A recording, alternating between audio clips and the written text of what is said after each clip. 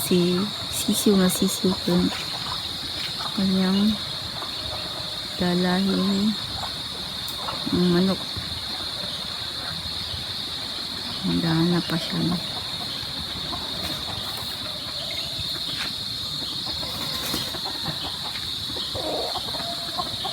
Ayan guys, may mabidyo-bidyo man lang ako.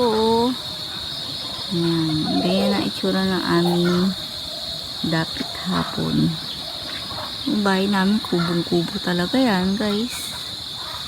Ayan, bahay ng asawa ko kasi sa Maynila kami nakatira, nag-construction worker siya. Kung kikita nyo, nag-upload ako sa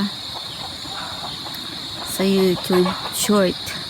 Yung construction worker niya na ginagawa is nag-finish contract siya. So, nag-finish contract siya, umuwi kami dito sa bahay nila. Kasi nangungupahan kami doon sa amin. So, wala na siyang trabaho. Wala na kami pang upa. So, yung anak ko na lang ang naiwan doon. So, yung anak ko ang umuupa doon sa aming bahay. He's college level.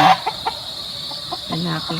Makikita nyo dyan sa pagsubaybay nyo sa aking video is makikita nyo yung anak ako dyan. Subaybayan nyo lang, makikita nyo dyan. So college level na siya, may sarili siyang trabaho, may girlfriend na siya. So kanya-kanya na kami ng buhay ng anak. So I'm 46 years old. Yung partner ko is 26 years old. Nakilala ko siya sa pagtikim ng kwek-kwek ko. So, sabi nga, age doesn't matter. Kung makikita nyo naman sa video, medyo kabata-bata naman ang aking pagmumukha. Kaya, siguro, merong dahilan si Lord kung bakit siya binigay sa akin. So, ito ko, hindi ako nagtatrabaho. Nandito ako sa aming bahay. At di kami nangungupahan dito. Pag meron kaming trabaho, bili ng bigas, ulam, that's it. Nakabili ka kami ng manok sa pagtatrabaho ng asawa ko.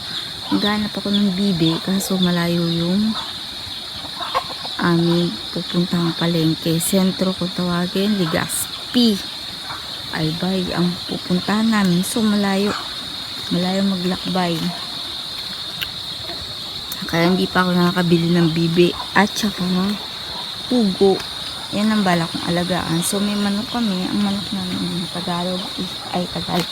Ang manok namin Texas is Texas ang inaalagaan namin. Kasi sabungero nga ang asawa ko. Batang sabungero. Meron kami ditong talbos ng kamote. Yan. Gabi.